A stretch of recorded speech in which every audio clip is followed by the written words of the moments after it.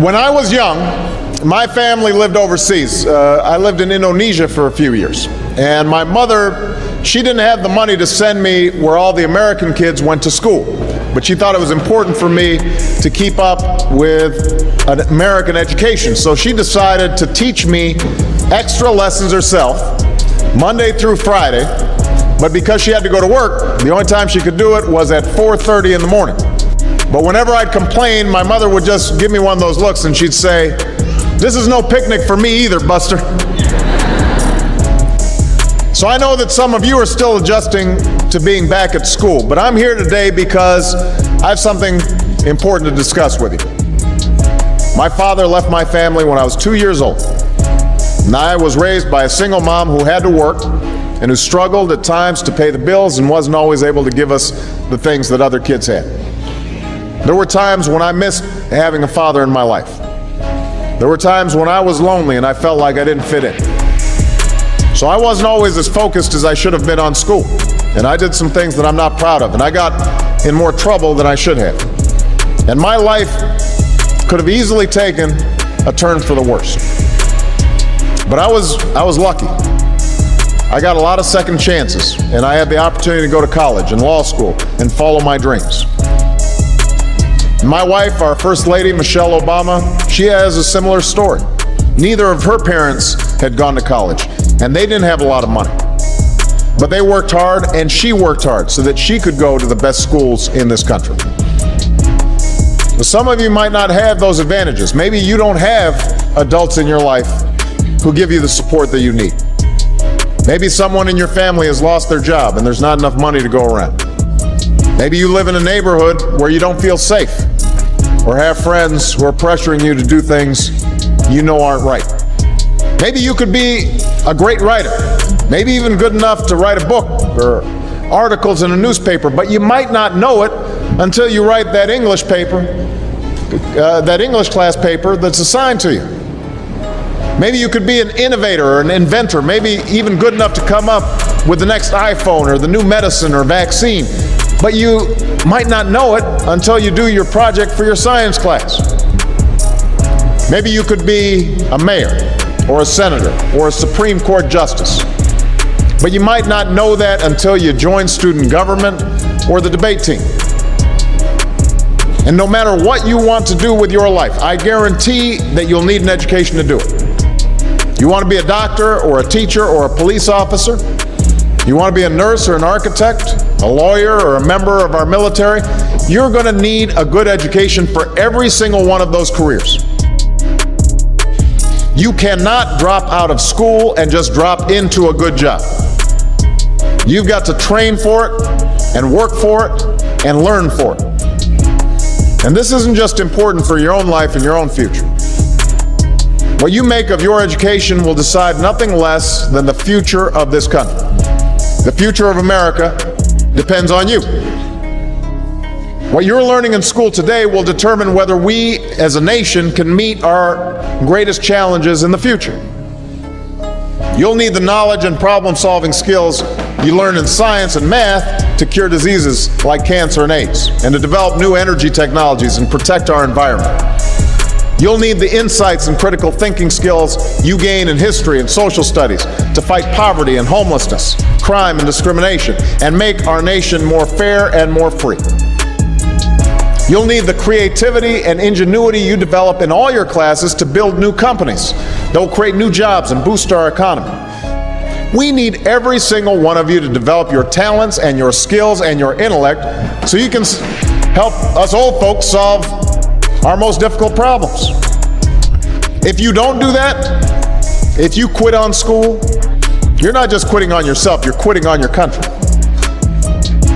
Now, I know it's not always easy to do well in school. I know a lot of you have challenges in your lives right now that can make it hard to focus on your schoolwork. I get it, I know what it's like.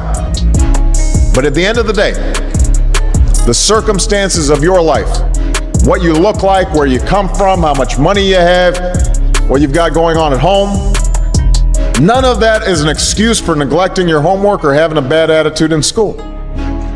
That's no excuse for talking back to your teacher or cutting class or dropping out of school.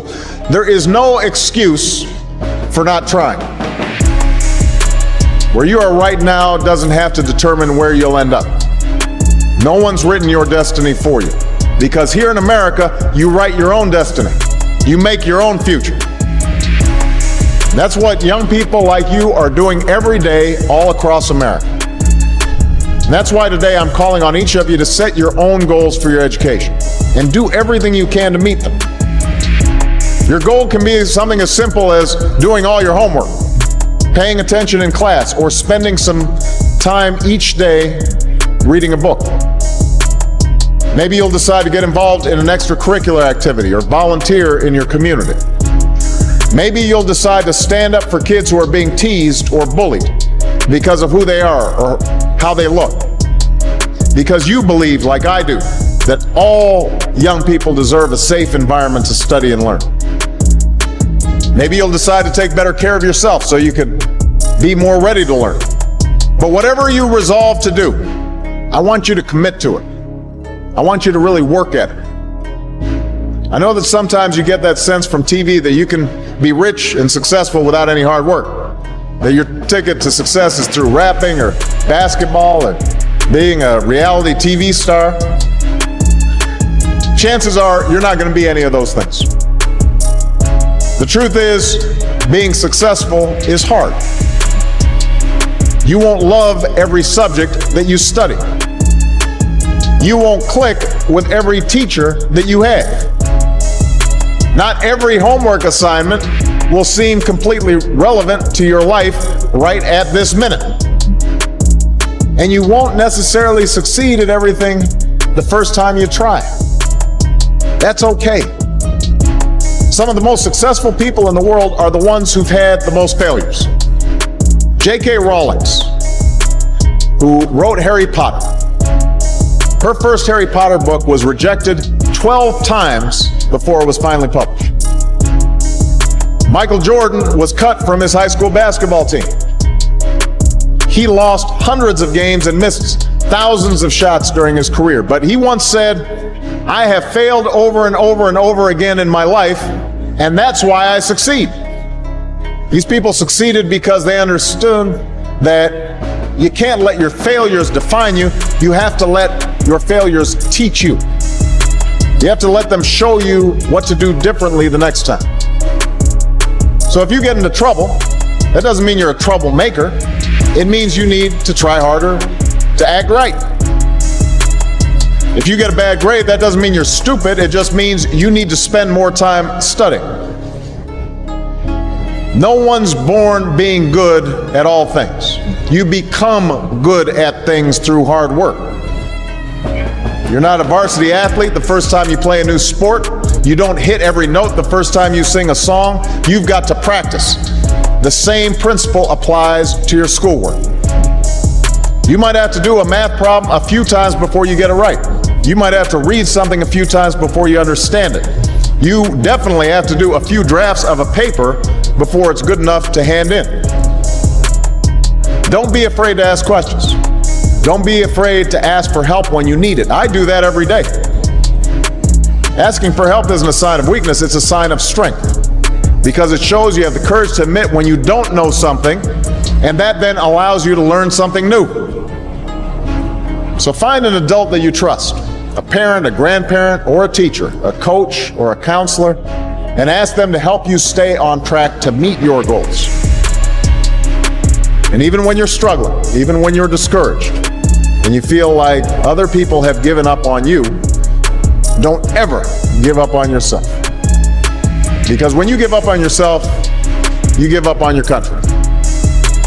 The story of America isn't about people who quit when things got tough. It's about people who kept going, who tried harder, who loved their country too much to do anything less than their best. It's the story of students who sat where you sit 250 years ago and went on to wage a revolution, and they founded this nation. Young people. Students who sat where you sit 75 years ago, who overcame a depression and won a world war, who fought for civil rights and put a man on the moon. Students who sat where you sit 20 years ago, who founded Google and Twitter and Facebook and changed the way we communicate with each other. So today, I want to ask all of you, what's your contribution going to be? What problems are you going to solve? What discoveries will you make? What will a president who comes here in 20 or 50 or 100 years say about what all of you did for this country? You know, your families, your teachers, and I are doing everything we can to make sure you have the education you need to answer these questions. I'm working hard to fix up your classrooms and get you the books and the equipment and the computers you need to learn. But you've got to do your part too. So I expect all of you to get serious this year. I expect you to put your best effort into everything you do. I expect great things from each of you. So don't let us down. Don't let your family down or your country down. Most of all, don't let yourself down. Make us all proud.